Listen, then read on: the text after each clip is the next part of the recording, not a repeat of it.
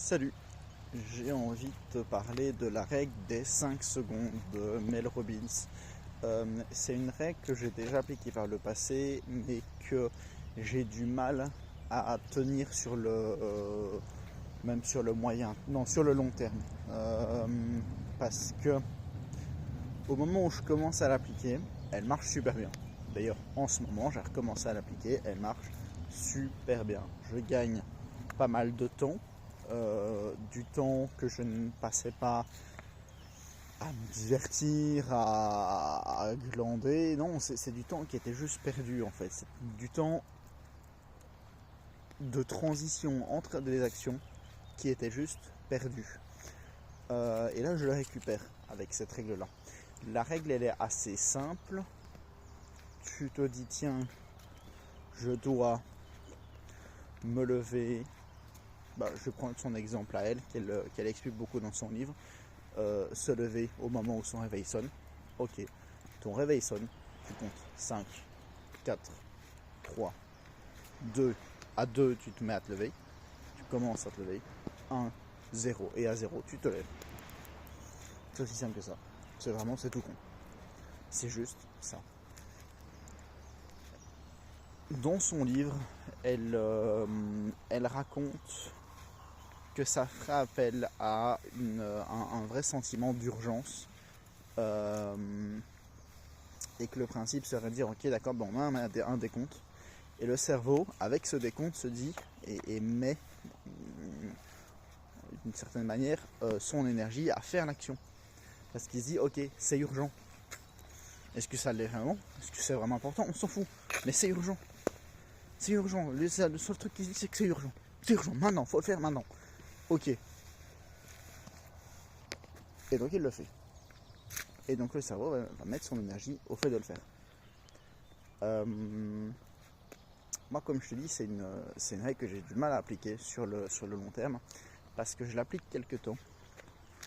Puis au bout d'un moment, j'en ai juste plus besoin. Au bout d'un moment, j'arrive à faire ce que j'ai à faire en fait, que j'en ai envie ou pas, en tout cas j'arrive à faire ce que j'ai à faire. J'arrive à m'y mettre rapidement, sans savoir à utiliser la règle des 5 secondes. Et je pense que ça peut faire appel ça peut être en lien avec ce qu'elle disait dans son livre, qui était que, je vais pas essayer de le retrouver mot pour mot, mais en fait ça devenait un comportement naturel.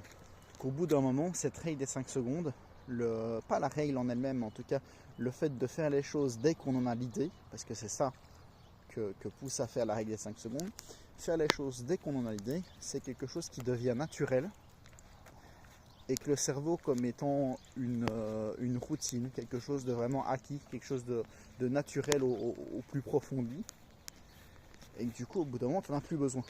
Moi ça a été mon cas, j'en ai eu plus besoin deux fois je pense.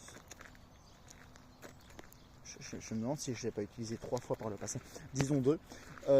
J'en ai plus besoin 2 fois, et à chaque fois là, le truc était la même en fait. J'en avais plus besoin, donc pendant quelques semaines et quelques mois la deuxième fois, je continuais à faire ce que j'avais besoin de faire sur le moment, et puis arrive un moment, une période qui était moins bonne, une période qui émotionnellement, mentalement était moins facile, bon, on finissait par lâcher ça. Donc c'est vraiment quelque chose que je conseille, même si j'ai pas la clé actuellement pour arriver à l'appliquer sur vraiment le long terme, ou alors à garder ses bénéfices vraiment sur le long terme. Maintenant c'est vraiment quelque chose d'intéressant, ça c'est indéniable, c'est vraiment quelque chose d'intéressant, c'est quelque chose que généralement quand je l'applique, je fais en sorte de l'appliquer à tout. Chaque petit truc que j'ai envie de faire, ou en tout cas que je dois faire, ou que j'ai prévu de faire, ou peu importe, mais que sur le moment j'ai pas trop envie, boum, 5, 4, 3, 2, hop, je commence à faire, 0, je suis en train de le faire. Et ça marche super bien en fait. Ça marche super bien. j'utilise pour tout, je vais à l'extrême, comme j'en ai un petit peu l'habitude. Je vais à l'extrême, j'utilise pour tout. Et puis une fois que j'ai fini par prendre le tic de tout faire naturellement directement, je commence à moins l'utiliser, à l'utiliser uniquement pour ce qui est nécessaire, pour ce qui est important. Et puis au final, je commence à la lâcher et elle continue de marcher jusqu'au moment où, comme je te dis, il y a une période un petit peu moins bonne, une période plus émotionnellement plus chargée en fait, et négativement en tout cas chargée. Et à ce moment-là, je finis par lâcher. Mais voilà, je voulais t'en parler parce que c'est vraiment quelque chose que je trouve super intéressant. Il y a plein d'autres règles comme ça, plein d'autres manières de faire, systèmes que j'applique, qui sont super mais que j'arrive pas à tenir sur le long terme. Je pense qu'une des règles que j'ai réussi à appliquer sur le long terme assez facilement, ça doit être la matrice d'Eisenhower. C'est pas une règle en tant que telle, mais c'est une matrice. Mais voilà, l'idée de dire voilà comment prioriser, c'est une matrice qui te permet de prioriser tes tâches ou ce que tu as à faire ou peu importe ce qui se passe dans ta vie. Et je l'utilise naturellement depuis 3-4 ans, ou plus, 5 ans. Et en fait, je l'utilise de plus en plus. Parce que j'ai de plus en plus ce truc de tiens, qu'est-ce qui est important, qu'est-ce qui est urgent, et de me dire ok d'accord, voilà, ce qui est important et urgent, ok, on va le faire. Et puis ce qui est important mais qui n'est pas urgent, je vais planifier. Parce que je suis seul. Et ce qui est urgent et pas important, même chose. Vu que je suis seul, je vais pas le déléguer, mais je vais le planifier. Puis ce qui est pas important et ce qui est pas urgent, j'accepte que c'est pas important et que c'est pas urgent en fait, ça n'a pas d'intérêt. Donc voilà, merci, au revoir. Et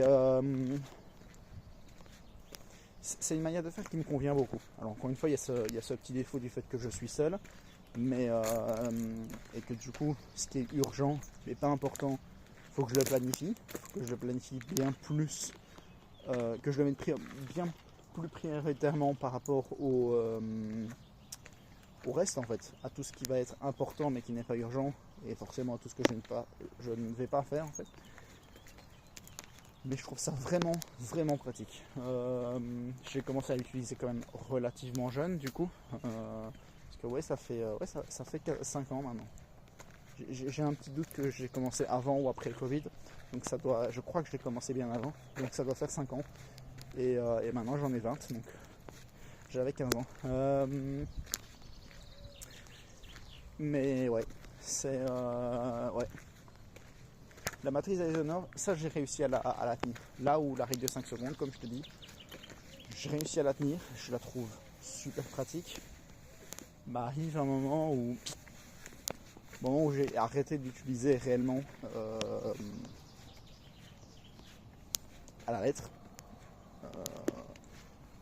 Au moment où oui, j'ai arrêté d'utiliser à la lettre, boum, il y a une période un petit peu plus chargée qui arrive. Et je finis par la lâcher et oublier en fait même son existence. C'est-à-dire qu'on le sait concrètement quand on fait moins bien les choses, quand on est moins productif, quand à chaque action qu'on fait, il y a un petit peu de temps qu'on perd. On le sait au fond de nous. Même, des fois on le sait consciemment. Des fois c'est pas juste quelque chose qu'on sait au fond de nous et qui est inconscient. Non, on le sait consciemment parfois. Et malgré tout, je ne recommence pas à utiliser la règle, simplement parce que je n'y pense pas, et ça prend un bon moment pour réentendre parler de la règle et me dire tiens, c'est vrai que ça existe, et que je pourrais recommencer à l'utiliser. Donc voilà, j'espère t'avoir donné envie de te renseigner, soit un petit peu plus, soit d'essayer dès demain matin, sur cet exemple qui est complètement con, mais... pour certains pas, qui ne l'est pas d'ailleurs, je sais que c'est un vrai problème pour certains, c'était un vrai problème pour l'auteur du livre à la base, juste arriver à se lever quand le réveil sonne en fait. C'est le réveil sonne et boum, 5, 4, 3, 2, je commence à me relever, 1, 0, je suis assis, boum, je me mets debout, c'est tout. Ça s'arrête là. C'est aussi simple que ça. Et pourtant, qu'est-ce que ça marche bien.